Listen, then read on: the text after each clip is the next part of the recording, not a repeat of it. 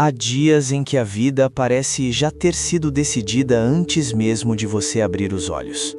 O corpo desperta carregando um peso antigo, como se soubesse exatamente quais pensamentos virão, quais emoções vão aparecer, quais preocupações vão se repetir. E a mente, ainda tentando acordar, apenas acompanha. Tudo acontece rápido demais. O dia começa no automático, sempre igual, sempre previsível. E em algum ponto silencioso, nasce a sensação incômoda de estar preso dentro de um roteiro que você não lembra de ter escrito. Esse aprisionamento não é dramático, ele é sutil. Ele se manifesta no cansaço que não tem explicação clara, na ansiedade que surge sem um motivo específico, na impressão de que, por mais que você tente mudar, algo invisível sempre puxa você de volta para o mesmo lugar emocional, como se a vida estivesse rodando em looping. E aos poucos, isso gera uma pergunta dolorosa, quase envergonhada. O que há de errado comigo? Nada. Não há nada de errado com você. O que existe é um corpo que aprendeu a sobreviver. Um sistema nervoso que foi treinado, ao longo de anos, a repetir estados emocionais familiares, mesmo que esses estados sejam pesados, mesmo que eles machuquem. Para a biologia, o conhecido é mais seguro do que o desconhecido. O corpo prefere repetir o que já entende do que arriscar algo novo, ainda que esse novo seja exatamente o que você deseja conscientemente. Isso explica muito do cansaço existencial. Não é falta de vontade, não é preguiça, não é falha moral. É um vício neuroquímico em emoções antigas. O corpo aprendeu a acordar em alerta, aprendeu a antecipar problemas, aprendeu a reviver memórias de escassez, medo ou perda, como se ainda estivessem acontecendo, todos os dias, sem que você precise pensar nisso. Com o tempo, algo curioso acontece. O corpo deixa de obedecer à mente. Ele passa a comandar. Ele dita o humor. Ele define as reações. Ele escolhe o que parece possível ou impossível. É nesse ponto que se pode dizer com honestidade que o corpo se tornou a mente. E a mente, cansada, apenas tenta justificar aquilo que já está sendo sentido. A ciência já mostrou que a biologia não é controlada apenas pelos genes, mas pela forma como o ambiente é percebido. E o ambiente mais constante que você vive não está fora, está dentro, está na maneira como você interpreta o mundo. Assim como uma célula decide o que entra e o que sai com base na informação que recebe, sua percepção atua como uma membrana invisível, filtrando quais experiências têm permissão para se tornar realidade no seu corpo. Quando essa percepção é moldada pelo passado, o futuro fica limitado. Não por falta de oportunidade, mas por falta de abertura interna. A biologia responde àquilo que é familiar, não àquilo que é desejado. E isso não acontece porque você quer, acontece porque foi assim que o sistema foi treinado. É aqui que surge um ponto delicado, mas libertador. Para que algo novo se manifeste, algo antigo precisa se dissolver. Não de forma violenta, não com luta, mas com consciência. A personalidade construída a partir de hábitos, reações automáticas e memórias emocionais precisa, aos poucos, perder rigidez. Não para que você deixe de ser quem é, mas para que deixe de ser apenas aquilo que o passado condicionou. Quando essa compreensão chega, a culpa começa a cair. A dureza consigo mesmo diminui. Surge um espaço interno. Um espaço onde a pergunta já não é por que comigo, mas como isso funciona. E essa mudança de pergunta muda tudo, porque ela tira você do lugar de vítima e coloca você no lugar de observador. E quando alguém se torna observador da própria experiência, algo profundo começa a acontecer. A realidade deixa de ser apenas algo que acontece fora. Ela passa a ser algo que começa dentro. Não como fantasia, mas como processo, como biologia, como reorganização silenciosa. Talvez você esteja aqui porque em algum nível já sentiu que existe mais. Não mais esforço, mais compreensão, mais alinhamento, mais clareza. E essa sensação não surge por acaso. Ela surge quando a consciência começa a se desprender, ainda que levemente, do personagem antigo. Esse é o início real da mudança, calmo, profundo e possível. Existe um ponto invisível onde a tentativa de mudança começa a falhar, mesmo quando a intenção é sincera. Esse ponto não está na falta de desejo, nem na ausência de conhecimento. Ele está no conflito silencioso entre o que a mente quer e o corpo foi condicionado a repetir. Enquanto a consciência olha para frente, o corpo continua vivendo como se o passado ainda estivesse acontecendo. A maioria das pessoas tenta transformar a própria vida, mantendo os mesmos pensamentos, as mesmas reações emocionais e a mesma forma de interpretar o mundo. E isso gera um desgaste profundo. Porque, biologicamente, o corpo entende repetição como verdade. Aquilo que é vivido emocionalmente todos os dias se torna o padrão, e o padrão vira a identidade. Quando um pensamento de preocupação se repete, o corpo responde liberando substâncias químicas específicas.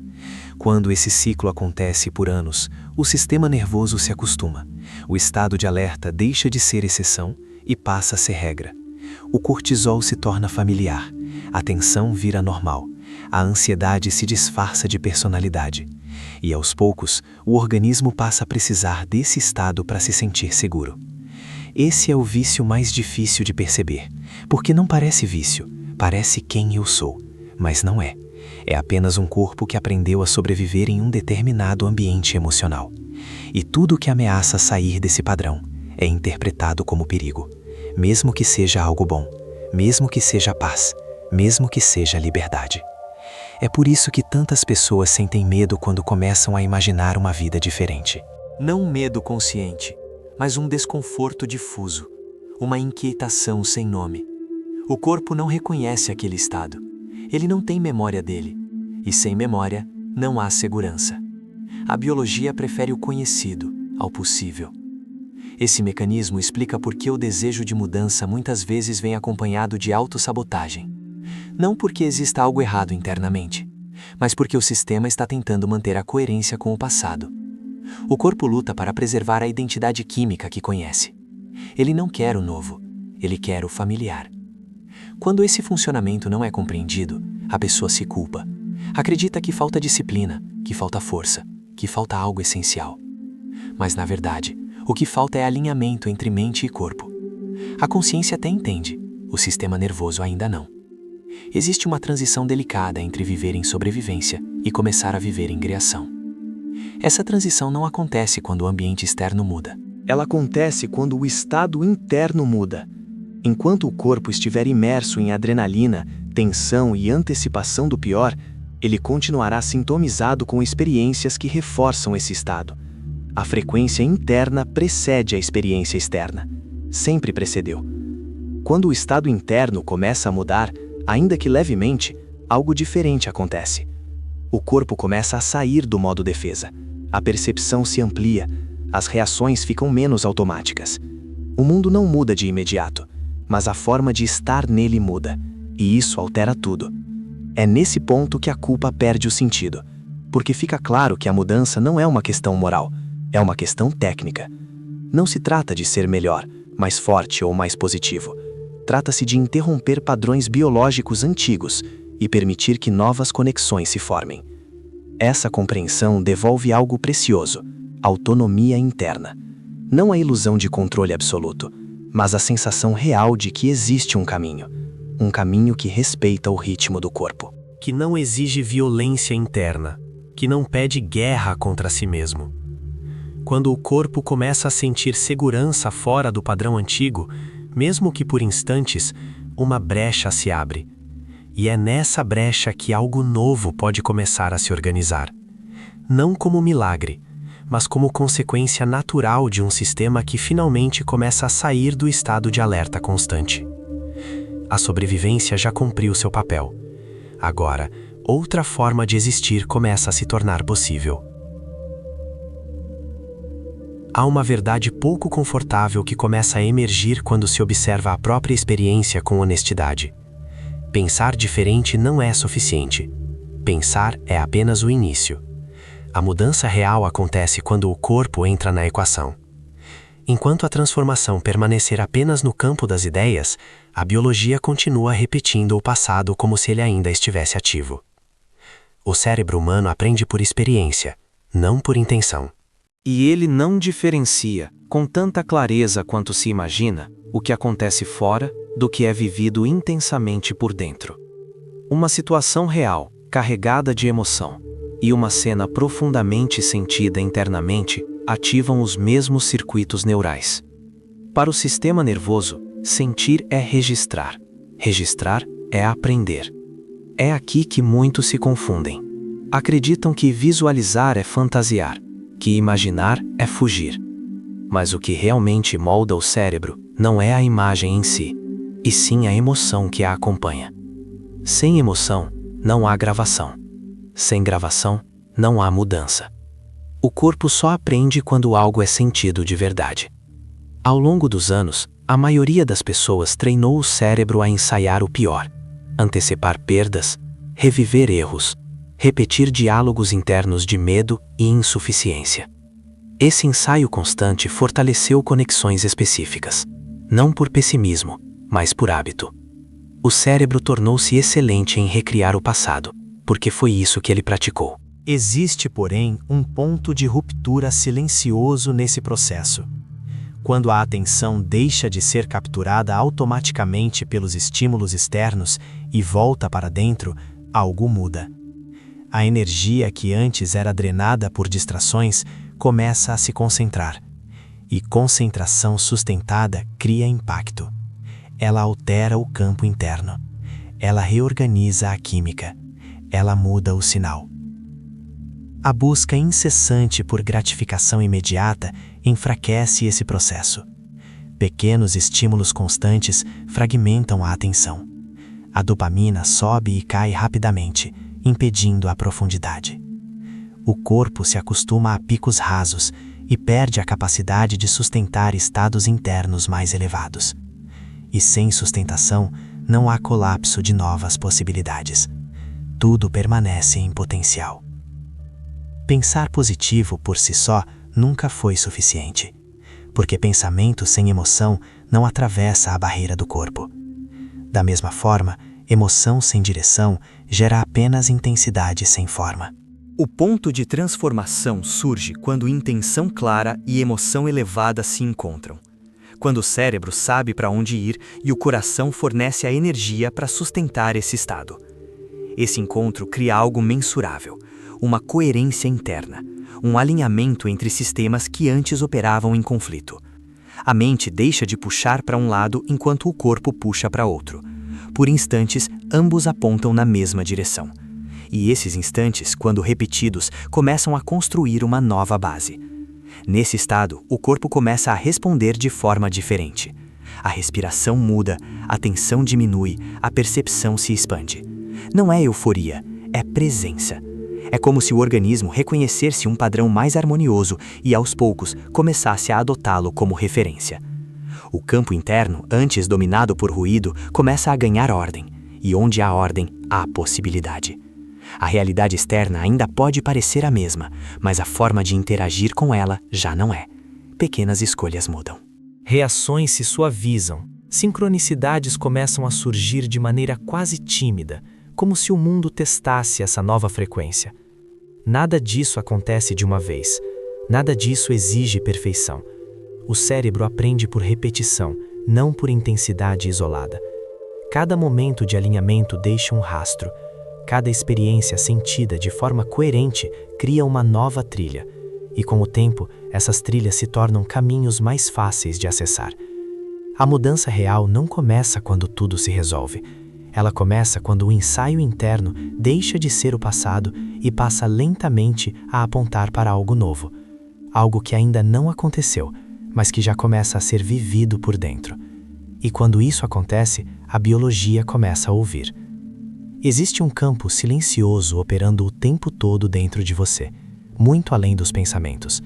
Um campo que não reage às palavras, mas aos estados. Um campo que não responde à pressa, mas à coerência. Durante muito tempo, acreditou-se que a mente comandava tudo. Hoje sabe-se que isso é apenas parte da história. Há algo mais profundo regulando a forma como a realidade se organiza ao redor de cada pessoa. O coração não é apenas um órgão que bombeia sangue. Ele emite informação. Um campo eletromagnético mensurável, amplo, sensível, que se estende para além do corpo físico. Esse campo muda conforme o estado emocional. Quando há medo, ele se fragmenta. Quando há ansiedade, ele se torna instável. Quando há coerência interna, ele se organiza. E o corpo inteiro responde a essa organização. A maior parte das pessoas vive em descompasso. Pensamentos acelerados, emoções conflitantes, corpo em alerta. O coração tenta estabilizar, a mente interrompe. O tempo parece curto, a vida parece atrasada. Surge a urgência, a necessidade de controlar quando algo vai acontecer, como vai acontecer, de que forma vai acontecer. E essa urgência, quase sempre, nasce da escassez sentida por dentro. A pressa é um sinal silencioso. Ela informa ao sistema que algo está faltando, e o corpo, ao receber esse sinal, entra novamente em modo de sobrevivência. O campo se desalinha, a coerência se perde. A realidade responde da única forma possível, reforçando a mesma sensação de falta, não como punição, mas como reflexo. Quando o estado interno começa a se estabilizar, algo curioso acontece. A percepção do tempo muda. O futuro deixa de ser uma ameaça constante. O passado perde parte da força. O momento presente se expande, não como conceito abstrato, mas como sensação corporal. A respiração encontra ritmo, o coração encontra padrão. A mente, por alguns instantes, acompanha. Nesse alinhamento, o campo interno se torna mais claro, menos ruído, mais sinal. E é nesse ponto que a vida começa a responder de formas inesperadas. Coincidências surgem, encontros improváveis acontecem.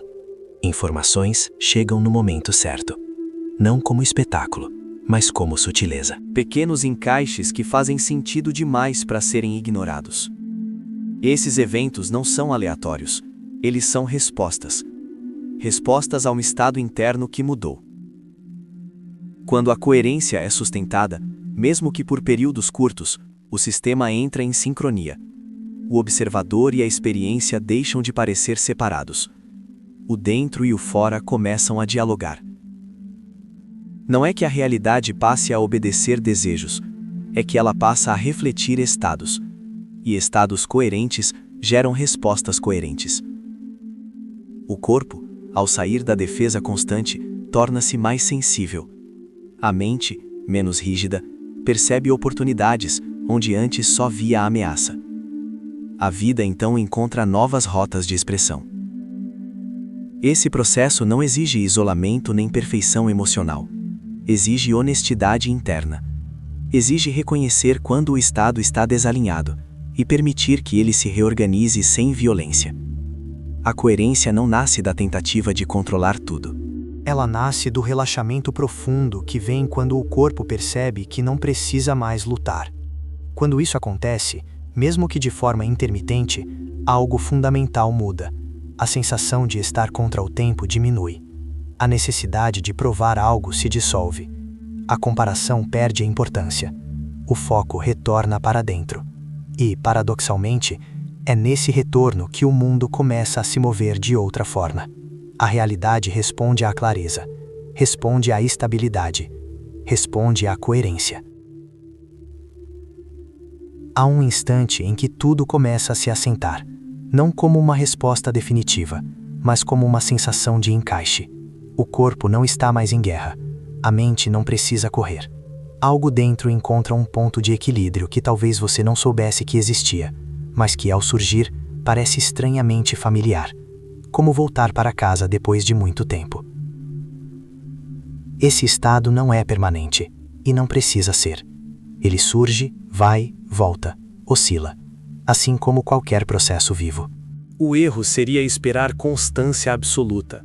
A transformação real não acontece quando nunca mais há desconforto, mas quando o desconforto já não define quem você é. Ele passa, ele é observado, ele perde o poder de comando. Existe uma maturidade silenciosa nesse ponto do caminho. A compreensão de que não é mais necessário lutar contra si mesmo, que o corpo não é um inimigo a ser vencido, mas um sistema a ser escutado, que a mente não precisa controlar tudo para que a vida funcione. Essa compreensão não vem da teoria, Ela vem da experiência sentida, do corpo percebendo pouco a pouco que pode sair do modo de defesa. Quando isso acontece, algo se reorganiza na identidade. A pessoa deixa de se definir apenas pelas histórias antigas, pelos traumas, pelas limitações herdadas. Surge um espaço interno onde o passado é reconhecido, mas não governa. Onde o futuro é sentido, mas não cobrado. Onde o presente deixa de ser um campo de batalha e se torna um campo de observação. Essa mudança não chama a atenção de fora. Ela é discreta, mas quem a vive sabe. Sabe porque a reação automática já não surge com a mesma força. Porque o corpo responde diferente. Porque certas situações que antes drenavam energia, agora passam sem deixar marcas profundas. A vida continua com desafios, mas o centro interno está mais estável. Existe algo profundamente libertador em perceber que a realidade não precisa ser forçada. Que existe uma inteligência operando quando o sistema interno entra em coerência. Que o controle excessivo era na verdade um sinal de medo. E que ao relaxar esse controle, algo mais preciso começa a atuar. Nesse ponto, a ideia de mudança deixa de ser uma promessa distante. Ela se torna um processo vivo, algo que acontece em camadas, em ciclos, em pequenos realinhamentos diários, sem pressa, sem espetáculo, com consistência. Talvez o mais importante seja perceber que você não está só nessa experiência.